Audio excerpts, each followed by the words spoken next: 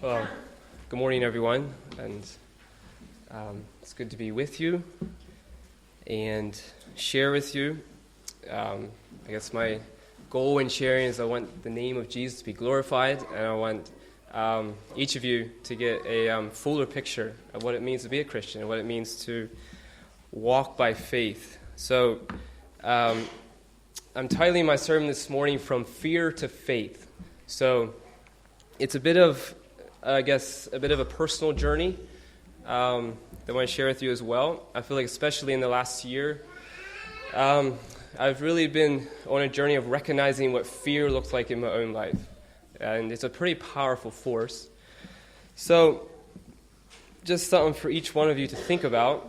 If you were to think about the two words, fear or faith, which would you say has the strongest power in your life? We all know we don't want to be controlled by fear, and we all know we want to be men of faith or women of faith.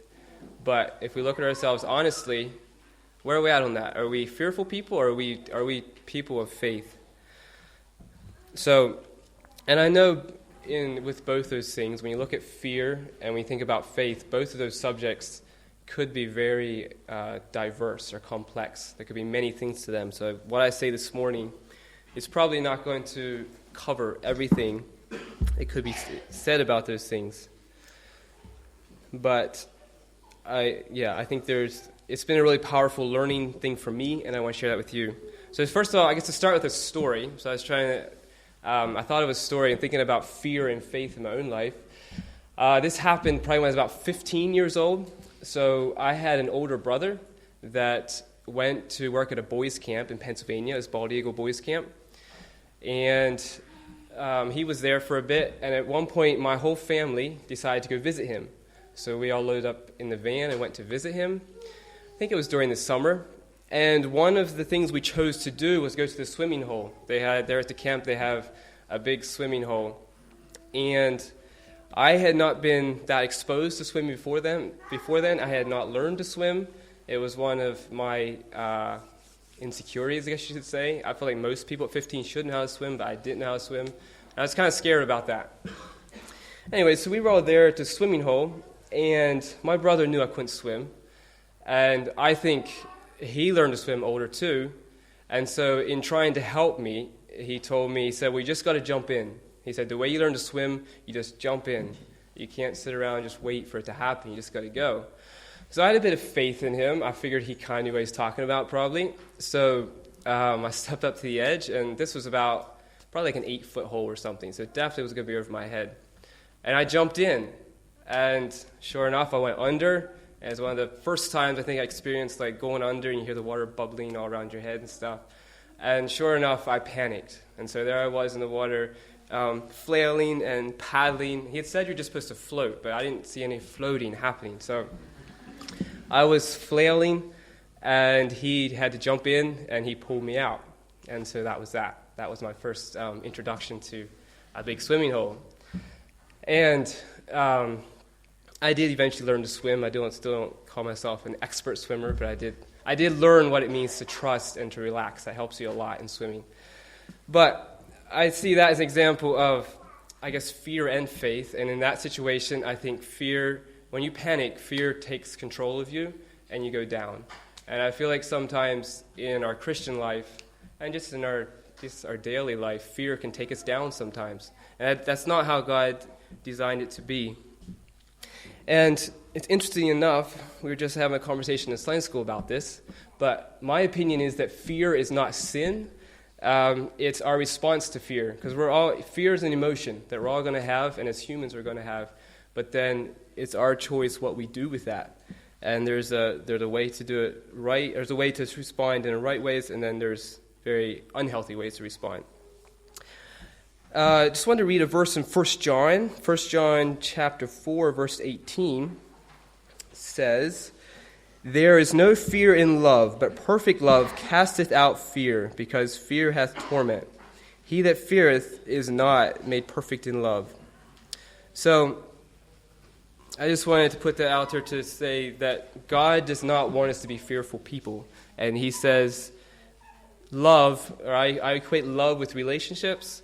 Our our love, our relationships are made perfect. When we have perfect love and perfect relationships, then the fear is gone. And it says at the end there, he that feareth is not made perfect in love. So if we are going to be fearful people, we lose that love, we lose that relationship. So God does not want that in our life. So, to start with here, I want to think about fear. And I don't want to end with fear. I want to end with faith. But think about the nature of fear, because it really helped me on my journey to understand where my fear came from, because there was times when I'd be struggling with something, and I guess we have all these emotions, but maybe we don't understand where they're coming from. And I find in opening my Bible and looking at it, fear goes the whole way back to creation, or to the fall of man, I guess I should say, where all of our sins started. It started with Adam and Eve's disobedience. We have in Genesis, it says Adam and Eve were afraid, and they hid themselves. So I'm a kind of person that likes to see things in pictures, so I'm going to draw a bit of a diagram here. Part of this diagram is my own creation, and part of it is something I got from a book, so I don't take full credit for it. But in seeing this, it really helped me understand, myself a little better. So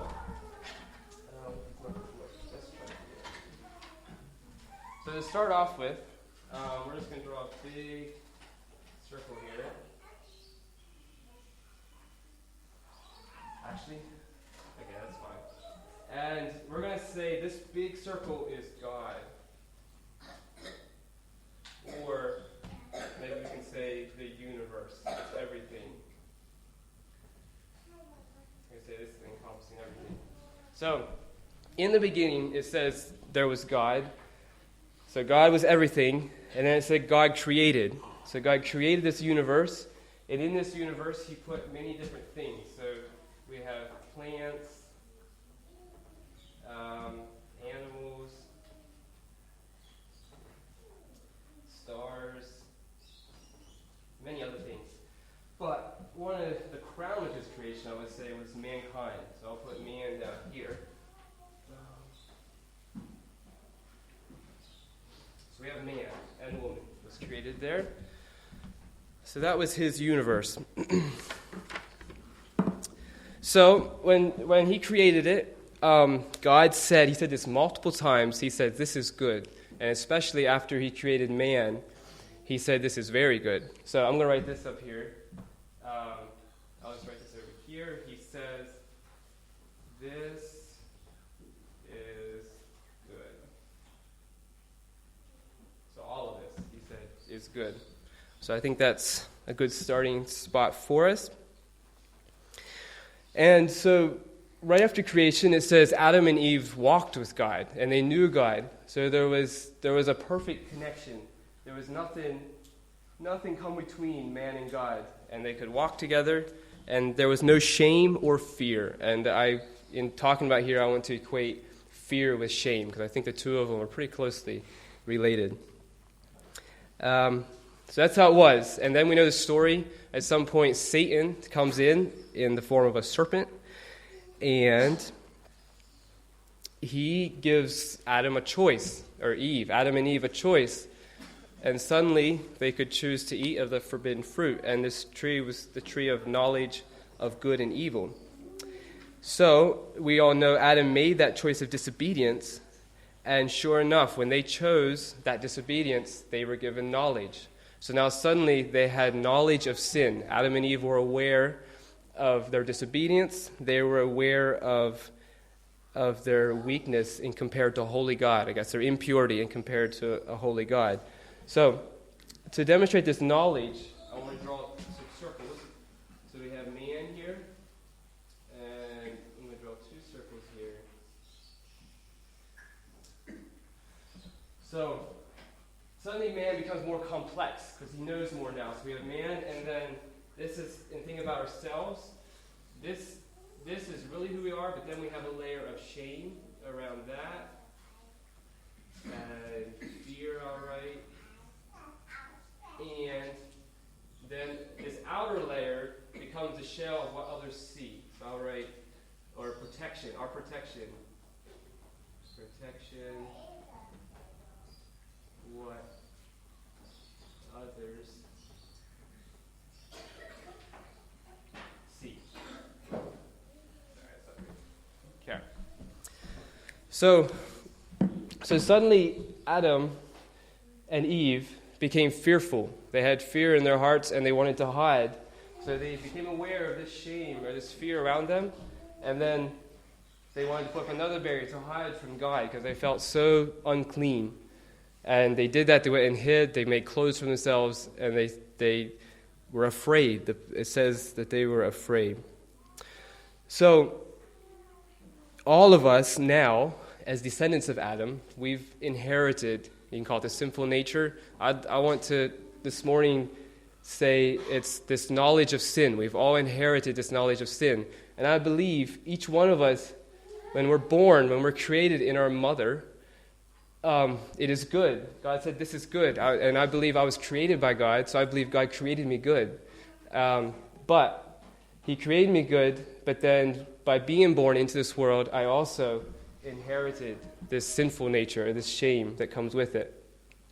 So I think even as a Christian, and all of us to this day, we have these layers. We have the first layer, that I want to say the real us. So that's the person that's at the core of you. And I don't know who you think knows you the best, but even probably the person that knows you the best does not completely know the real you that's in there. I mean, hopefully as you get to know them better, you know more and more. And then each of us have a next layer is how we feel about ourselves. We all have thoughts about ourselves. And I don't know what you tell yourself, if you tell yourself good thoughts or bad thoughts. But we tell ourselves stuff. And other people tell us stuff as well. People can tell us encouragements, and sometimes people can tell us really nasty things, can abuse us. And that, what we tell ourselves and what other people tell us, shapes this area of our life. And then we all have an outer shell that we show other people. What we're going to tell people, how we want people to perceive us. So we all kind of live in that world there. And I guess the reason I show that to you is because the fear I want to talk about this morning is, I'm talking about what happens in that second layer there. Because for me, that was a big journey for me, just recognizing what that was and actually being able to speak to other people about it. So, yeah, like I said, fear can have many different aspects. And I know this probably won't cover everything, because you can have fear as simple as I'm afraid of snakes or I'm afraid of whatever. Like, that's a fear as well. But I guess the fear I want to focus in more on this morning is the fear that's deep down inside us that maybe we're not okay, or maybe something's not quite right with us. And I found in my personal journey, there's one thing that really builds this fear is lies we tell ourselves. So I was telling you, I don't know what you're telling yourself, what you believe about yourself, but we get caught up in telling these lies, and I really think it's from Satan. That's what Satan wanted to create there in the Garden of Eden. He wanted us as humans to tell ourselves lies, because lies and darkness takes us away from God. It breaks our relationship with God. So I just wrote 3 things here, lies that actually I've told myself before.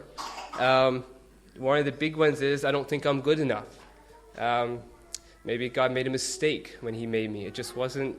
And I would sometimes see myself as, probably if I was looked at a crowd of people, I'm probably the most mistaken person of any of you. I'd feel that way. And I think there's something to be said about humility, but then there's also self-deprecation, and that's what I'm talking about. Another lie I would tell myself is I was afraid I was going to be easily rejected. It's like, I have to do something to please you. If you're going to be my friend, I need to make sure you like me, and so I'm going to do good stuff. And that was a lie. And I think rejected by others, and also possibly fear I'd be rejected by God, so I have to perform in good ways to be accepted by Him. And another lie I would tell myself sometimes is I'm just a failure. I'm a failure at a lot of things I do, and I'm going to be a failure. And that's a really dark lie to tell ourselves as well. But we all get caught in that trap some days, I believe. And what happens if we tell ourselves those lies and continue in them, these walls around us thicker and thicker, and our relationship with God and with others gets more and more hindered. It becomes a very spiritually weak place for us to be. And for myself, I think I experienced in that, being caught up in some of that, I experienced addictions, comes into that, distance in relationships with others, distance from God, also becoming passive, like I'm not being intentional with my life anymore. I'm kind of caught up in myself, and I'm not seeing anything beyond myself. So that's kind of the dark side of fear. Let's move now more to thinking about faith, or moving from fear to faith, because we recognize that we're all kind of caught up in this, but we also recognize that we want to be men of faith. And I was amazed, actually, in reading the Bible. The Bible is full of men of faith, and men that faced fearful things and moved to faith. And even Dan was speaking this morning about our Anabaptist heritage. There's many men of faith there. So there's lots of witnesses around us. Just reading another reading from Isaiah chapter 41. Isaiah, let me find it here. 41 and verse 10 says, and this is Isaiah speaking to the children of Israel in a time when they were, had a lot to fear, I'm sure. Enemies were taking them over. But over and over, God says this. He says, "Fear thou not, for I am with thee. Be not dismayed, for I am thy God. I will strengthen thee. Yea, I will help thee. Yea, I will uphold thee with the right hand of my righteousness." So God does not want us to be fearful people. I just want to say that over and over again. God wants us to be strengthened by him. So another thing I want to put in here, just adding to our diagram, and actually I want to go to to Mark, thinking about the life of Jesus and some things that he taught there. And so I wanted to put Jesus on this diagram, because he comes into play then whenever he is born. He comes to the earth. So Jesus, as the Son of God, I'll put him right here. Jesus has become our path to build this connection again.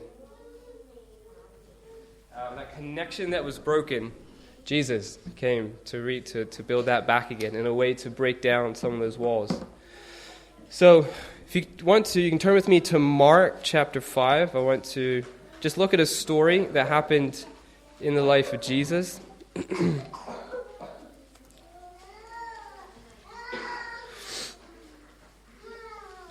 I'm going to be reading a bit more here. Mark chapter 5, verse 22 to 43. So in reading this, I want to think about what is faith, because there's two miracles that happen here, and Jesus references faith in this. So Mark chapter 5, verse 22. I'll start reading at verse 22. "And behold, there cometh one of the rulers of the synagogue, Jairus by name, and when he saw him, he fell at his feet." This is coming to Jesus. "And besought him greatly, saying, My little daughter lieth at the point of death. I pray thee, come and lay thy hands on her, that she may be healed, and she shall live. And Jesus went with him, and much people followed him and thronged him. And a certain woman, which had an issue of blood 12 years, and had suffered many things of many physicians, and had spent all that she had, and was nothing bettered, but rather grew worse. When she had heard of Jesus, came in the press behind and touched his garment. For she said, If I may touch but his clothes, I shall be whole. And straightway the fountain of her blood was dried up, and she felt in her body that she was healed of that plague. And Jesus, immediately knowing in himself that virtue had gone out of him, turned him about in the press, and said, Who touched my clothes? And his disciples said unto him, Thou seest the multitude thronging thee, and sayest thou, Who touched me? And he looked around about to see her that had done this thing. But the woman, fearing and trembling, knowing what was done in her, came and fell down before him, and told him all the truth. And he said to her, Daughter, thy faith hath made thee whole. Go in peace, and be whole of thy plague. While he yet spake, there came from the ruler of the synagogue's house certain which said, Thy daughter is dead. Why troublest thou the master any further? As soon as Jesus heard the word that was spoken, he saith unto the ruler of the synagogue, Be not afraid, only believe. And he suffered no man to follow him, save Peter and James and John, the brother of James. And he cometh to the house of the ruler of the synagogue, and seeth the tumult, and them that wept and wailed greatly. And when he was come in, he saith unto them, Why make ye this ado, and weep? The damsel is not dead, but sleepeth. And they laughed him to scorn. But when he had put them all out, he taketh the father and the mother of the damsel, and them that were with him, and entereth in where the damsel was lying. And he took the damsel by the hand, and said unto her, Talitha cuma, which is interpreted, Damsel, I say unto thee, arise. And straightway the damsel arose and walked, for she was of the age of 12 years, and they were astonished with a great astonishment. And he charged them straitly that no man should know it, and commanded that something should be given her to eat. So we have a story there of two miracles that Jesus performed, and I think an example of two people, a man and a woman, that had some things happen in their life that I'm sure created much fear, but God says, Jesus says, in verse 34, he says, daughter of faith. He called the woman a woman of faith. And I believe, so in thinking about what faith is, I think faith is believing this. Or it's believing that I am hurt, I am broken, I feel shame, but I believe that God is good and that God can heal, and I believe that Jesus is the way to God. That's what both this woman and this Jairus, the ruler, said. And they said this. Their actions said it more than their words, because Jairus took the effort to go out and talk to Jesus. It says he was a ruler of the synagogue, and if we know much about the synagogue, how Jesus related to people in the synagogue, wasn't always that friendly. But Jairus stepped out and said, I believe that Jesus is the way, Jesus is the healer. And this woman as well. Now, this woman apparently had too great a shame or too great a fear to be able to stand up or to walk up to Jesus and talk to him. But she said, if I just get to Jesus and touch him. And that was her faith. And Jesus blessed her for that faith. So that's a picture of what faith is. And I wanted to think about three things now. 3 steps, or I guess 3 things we can think of in thinking of a journey from fear to faith. 3 things that can help us on that. The first step I want to talk about is just finding truths to combat the lies that can make this circle of fear and shame get worse for us. Because I was talking earlier about lies. So the first truth that we need to tell ourselves to help us on this journey is that what God has created is good. God does not create bad things. He creates good things. And so you, as a created person in the image of God, you were created good. So it's a lie if we tell ourselves otherwise. And it goes back to this. God says this is good. The second truth that I think we can hold on to help with our fear is that I am fully loved. And reject this lie that I am unloved or I'm unlovable or people don't like me. And just want to read a few verses in Romans chapter 8, talking about the love of God. Romans chapter 8, verse 14. And this is talking about people that have come to God, or what's it say? Are led by the Spirit of God. Verse 14 says, For as many as are led by the Spirit of God, they are the sons of God. For ye have not received the spirit of bondage again to fear, but ye have received the spirit of adoption, whereby we cry, Abba, Father. The Spirit itself beareth witness with our spirit that we are the children of God. And if children, then heirs, heirs of God, and joint heirs with Christ, if so be that we suffered with him, that we may be also glorified together. So, this is if we are telling ourselves that we're not loved or somehow we're unlikable, that is a lie. And the truth is, God says, you're my son. I welcome you into my family as an adopted child. And I have been adopted, but I can just imagine the love that is. If a parent goes out and says, I want to adopt you, There's great love in that. So tell yourself, you are loved. You are loved greatly. That's what God tells us. And one more truth I think we can use to combat this fear that comes up in us sometimes is, and this is directly related to some of the fears I had of feeling like a failure, God uses my weakness to display his strength. So one verse that I have used a lot in my personal life, just if I'm coming up against something and I'm really afraid that I'm going to make a mistake or I'm going to mess up, I just remember what in 2 Corinthians 12, Paul says here, he says he's talking to God about some weakness or some difficulty he had in his life. And he said, Jesus told him, "My grace is sufficient for thee, my strength is made perfect in weakness. Most gladly, therefore, will I rather glory in my infirmities, that the power of Christ may rest upon me. Therefore, I take pleasure in infirmities, in reproaches, in necessities, in persecutions, in distresses for Christ's sake. For when I am weak, then I am strong." So that's really powerful. If we're living under a fear of feeling like we're a failure, I tell myself that's just a greater chance for God to glorify himself in me. And that's a really powerful truth to tell us. So the first thing is tell ourselves the truth rather than lying to ourselves. That helps break down that boundary of fear. The second thing is obedience. So to think about obedience, I wanted to go to Hebrews chapter 11, which is probably one of the chapters in the Bible that talks the most about faith of any chapter.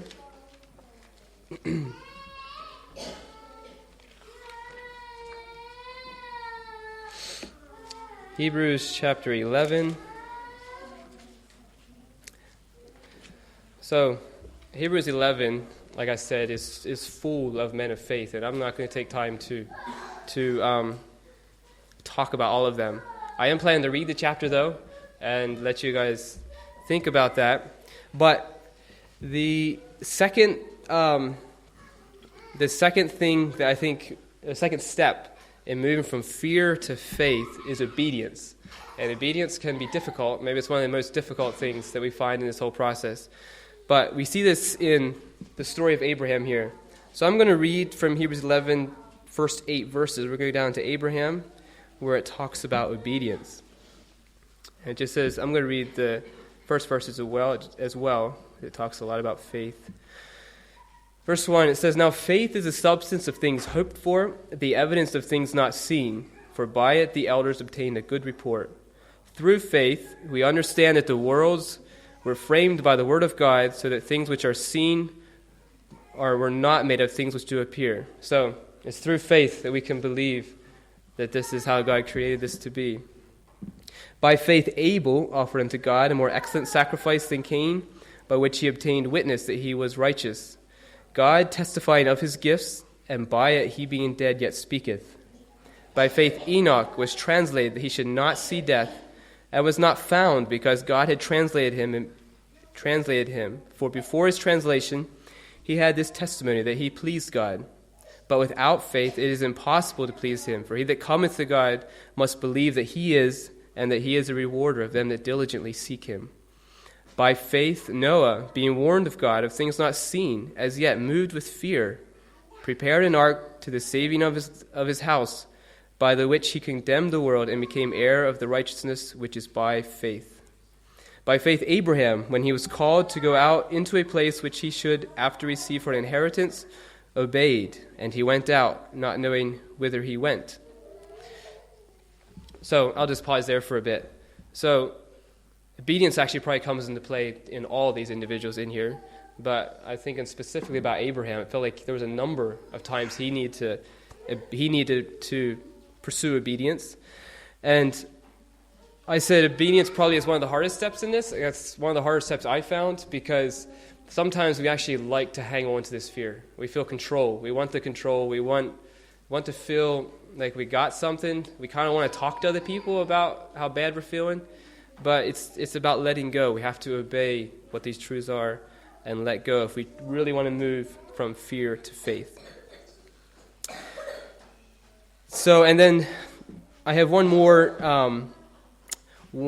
step to help us from fear to faith, and that's found in chapter 12. I think, I'm going to actually skip over some of the verses in Hebrews chapter 11. There's a lot in there, but just for sake of time, I think we'll move on. Let me see. I'm going to break in at verse 32, and I'll just talk about a few more people that are for faith, and then read down through chapter 12. Verse 32 of Hebrews 11 says, "And what more shall I say? For the time shall fail me to tell of Gideon and of Barak and of Samson and of Jephthah, of David and Samuel and the prophets, who through faith subdued kingdoms, wrought righteousness, obtained promises, stopped the mouths of lions, quenched the violence of the fire, escaped the edge of the sword, out of weakness were made strong, waxed valiant in fight, turned to flight the armies of the aliens. Women received their dead raised to life again, and others were tortured, not accepting deliverance, that they might obtain a better resurrection. And others had trial of cruel mockings and scourgings. Yea, moreover, of bonds and imprisonment. They were stoned, they were sawn asunder, they were tempted, were slain with the sword. They wandered about in sheepskins and goatskins, being destitute, afflicted, tormented, of whom the world was not worthy. They wandered in deserts and in mountains and in dens and caves of the earth.